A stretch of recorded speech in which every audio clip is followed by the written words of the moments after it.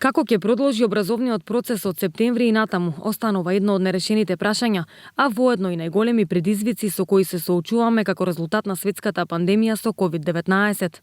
Откако представниците на Министерството за образование и членовите на Комисијата за заразни болести вчера не излегоа со конкретно решение, дискусијата требаше да продолжи денеска, меѓутоа средбата сепак е одложена за утре.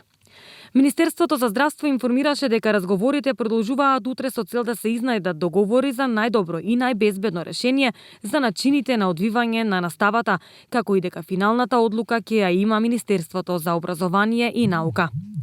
Комисијата за заразни болести ги подготви мерките за заштита и потребните протоколи што треба да се запазат за заштита на децата и наставниците во текот на наставниот процес. Сепак, финалната одлука за почеток на учебната година и начинот на одвивање на наставата е во надлежност на Министерството за образование и наука, соопшти Министерството за здравство.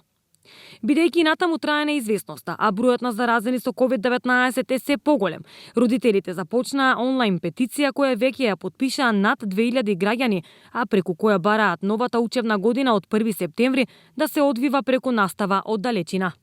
Да се донесе одлука онлайн настава на далечина во училиштата за сите ученици, а посебно да бидат опфатени децата од 1 до 5 оделение, имајќи во предвид возраста и неможноста за самостојно почитување на здравствените протоколи.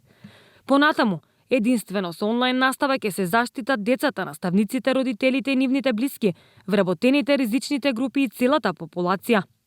Моделот што имавме можност да го видиме, а вклучува 2 часа дневен физички престој во училиште, под маски и физичка дистанца, сменска настава, скратена програма и зимски распуст од 180 денови, е модел кој нема да обезбеди здрава средина за развој, социјализација и едукација и не го поништува ризикот од заразување и изложување на ризик на целокупното население.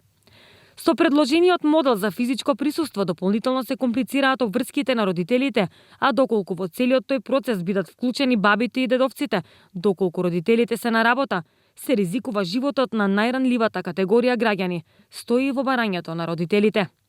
Покрај ова, во вчерашното барање тие побараа и понатаму да биде дадена можноста еден од родителите на децата до 10 годишна возраст да биде ослободен од работа или да има скратено работно време. Останува да се почека утрешниот ден, па да видиме дали ќе бидат објавени протоколите и како ќе биде уреден наставниот процес во текот на новата учебна година, која започнува за 3 недели.